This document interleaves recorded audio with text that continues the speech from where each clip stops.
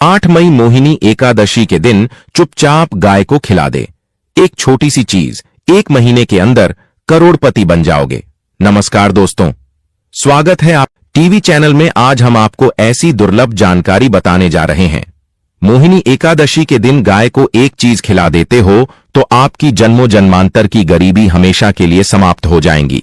वास्तव में अगर आप मोहिनी एकादशी के दिन अगर आप यह उपाय कर लेते हो तो यकीनन आप पर श्री हरिविष्णु और माता लक्ष्मी की असीम कृपा होगी और आप धनवान बन जाओगे। आप धनवान ना बने तो मुझे बताना दोस्तों, मैं सौगंध खाता हूं। बस जो उपाय आपको बताया जाए वह उपाय कर लेना। चलिए जानते हैं। मोहिनी एकादशी के दिन चुपचाप गाय को खिला दें। यह एक छोटी सी चीज, करोड़पति भी अरबपति होंगे। सभी संकट और आसान से मुक्ति, मृत्यु दंड, पितृदोष तुरंत होगा।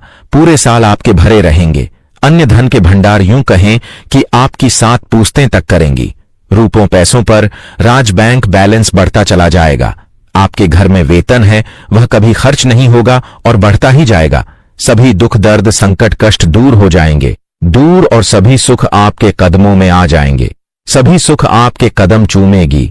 यदि आप यह एक छोटी और खास चीज चुपचाप गाय को खिला देते हैं तो तत्काल गरीबी आपके जीवन से खत्म हो जाएगी। योग से राजा बन जाता है और 33 कोटि देवी देवताओं को धारण करने वाली गौ माता की असीम कृपा व्यक्ति पर आजीवन बसती है। व्यक्ति के घर में कभी भी अन्य धन वस्त्र की कमी नहीं होती। अन्य धन के भंडार व्यक्ति के घर में भरे रहते हैं। मोहिनी एकादशी के दिन गाय का यह उपाय करने से व्यक्ति के जीवन से तत्काल गरीबी खत्म हो जाती है। तो दोस्तों, कौन कौन से बेगौ माता से जुड़े खास और महत्वपूर्ण उपाय हैं जिन्हें यदि मोहिनी एकादशी के दिन कर लेते हैं तो दोस्तों, गाय का उपाय बताने से पहले मैं आपको मोहिनी एकादशी पूजा के बारे में थोड़ा सा जानकारी दे देता हूं कि मोहिनी एकादशी कब है और इस महीने में किस तारीख को है, 7 या 8 मई। तो इस वर्ष मोहिनी एकादशी 8 मई 2025 को पड़ रही है। मोहिनी एकादशी के दिन आपको पवित्र नदी में स्नान करना है। इस दिन सभी भक्तजन श्री हरिविष्णु तथा माता लक्ष्मी की पूजा करने के साथ साथ गौ माता की पूजा अवश्य ही करते हैं और गौ माता को कुछ न कुछ जरूर ही खिलते हैं। इससे मनुष्य के जन्मों जन्म अंतर की गरीबी हमेशा के लिए नष्ट हो जाते हैं।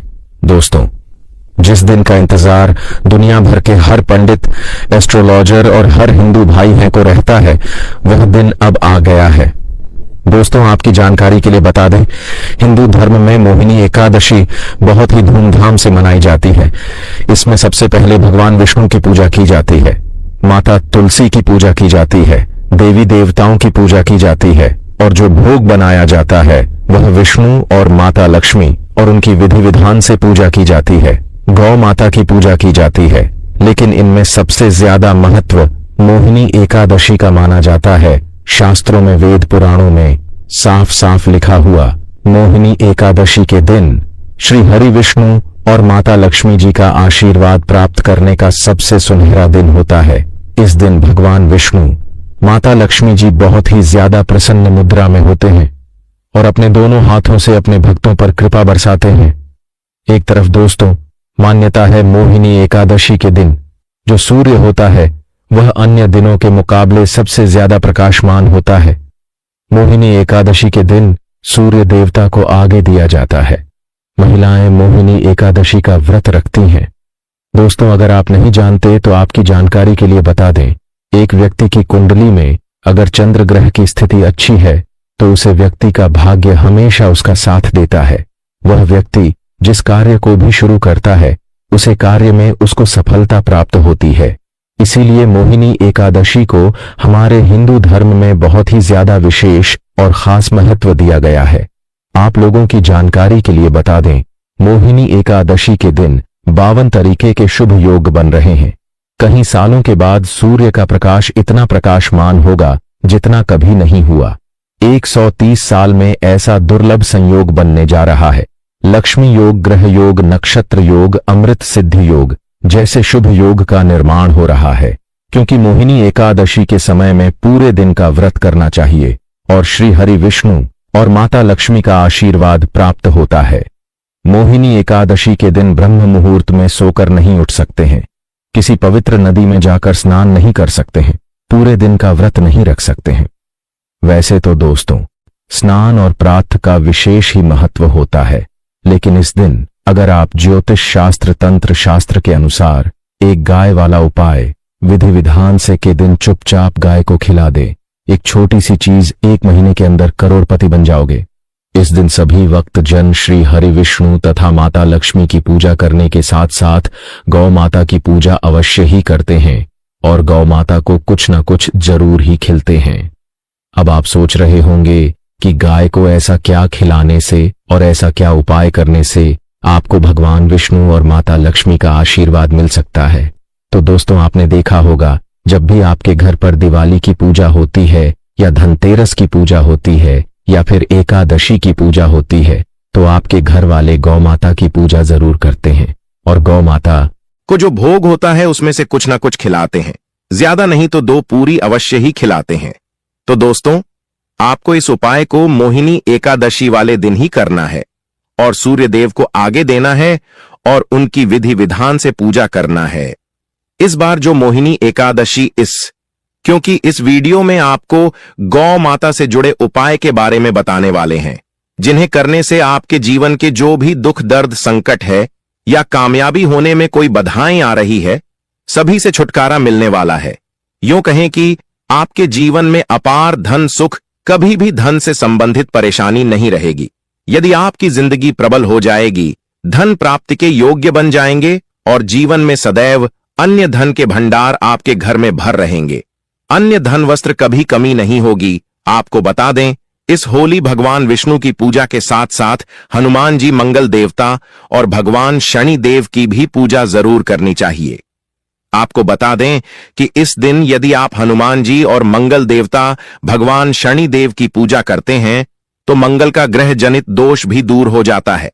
व्यक्ति के जीवन में धन सुख संपत्ति की प्राप्ति हो जाती है, समस्त मनोकामना व्यक्ति की पूर्ण हो जाती है। दोस्तों, आपको हम बता दें कि ऐसी ज्ञानवर्धक जानकारी आपको हम पैसों में भी बांट सकते थे, पर हमारे चैनल का मकसद है जनहित में जन कल्याण एवं जन सेवा करना।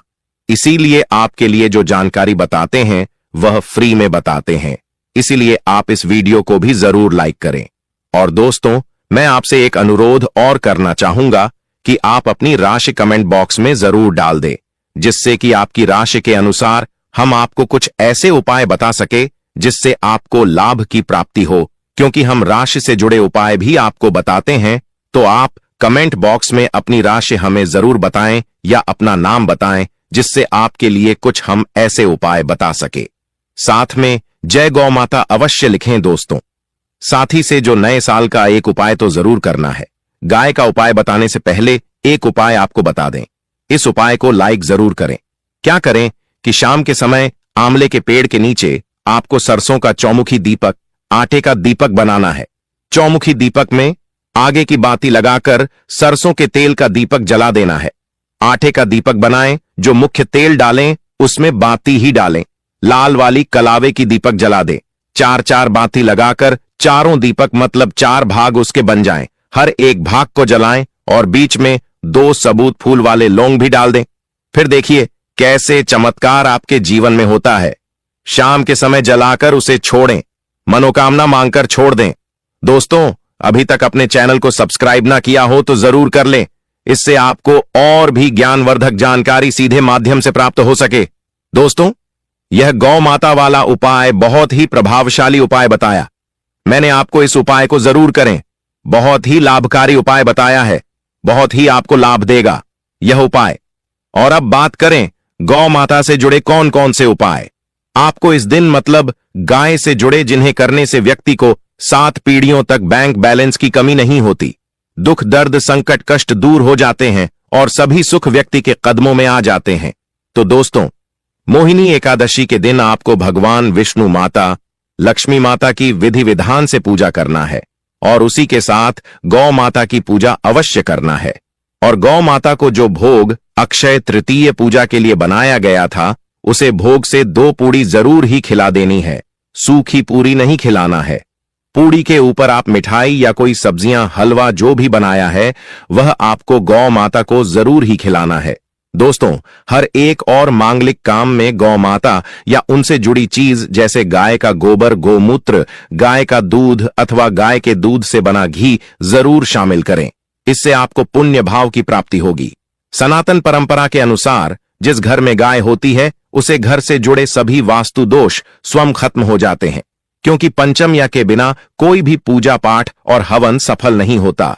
दोस्तों, महीने में एक बार हो सके तो परिवार सहित एक बार गौशाला जाने का नियम जरूर बनाएं और हो सके तो गायों को हरा चारा जरूर खिलाएं, जिससे सभी वास्तु दोस्त शांत हो जाते हैं। दोस्तों, आपका प्रिय चैनल कभी किसी को भी गलत जानकारी नहीं देगा और इनसे जुड़े दोषों का निदान हो जाता है। गर्मियों में गौ माता को पानी पिलाएं और सर्दी में गौ माता को गुड़ जरूर खिलाएं। ध्यान रखें कि मोहिनी एकादशी वाले दिन गौ माता को गुड़ जरूर ही खिलाना है। गर्मियों में गाय को गोदना खिलाए। अनेक देवी देवताओं को अपने शरीर पर धारण करने वाली गौ माता से जुड़े कई शुभ और अशुभ संकेत भी होते हैं। मतलब गाय का दूध दौते समय यदि गाय ठोकर मार दें और सारा दूध बिखर जाए तो अपशगुन होता है। यदि कोई यात्रा पर निकल रहा हो और गाय अपने बछड़े को दूध पिलाती सामने आ जाए तो निश्चित रूप से कि यात्रा के लिए आप निकले हैं, वह यात्रा आपकी जरूर ही सफल होगी और वह जिसके लिए आप निकले हैं वह जरूर ही पूर्ण यात्रा पर जाते समय गाय की आवाज आना और रात्रि में गाय की हुंकार करना भी शुभ होता है। दोस्तों, साथ ही साथ गाय के साथ आप भूल कर भी यह काम ना करें, अन्यथा मिलता है। जी हां दोस्तों, गाय को राष्ट्रीय पशु बनाए जाने और इन्हें मौलिक अधिकार दिए जाने की बात हो रही है तो सवाल उठता है, गाय संस्कृति का अहम हिस्सा है, तभी गाय के साथ लोग खराब व्यवहार कैसे कर लेते हैं और जैसे ही दूध देना बंद कर देती है तो लोग इन्हें उनकी किस्मत पर छोड़ देते हैं, सड़कों पर और गलियों में भटकने के लिए। ऐसे में गोवंश जीवन को कोई डंडे मारता है तो कोई उन पर पानी डाल देता है, कई बार लग जाती है तो कभी बीमार होकर बेचारी गाय दम तोड़ देती है। ऐसे में जरूरत है इन बातों को जानने की।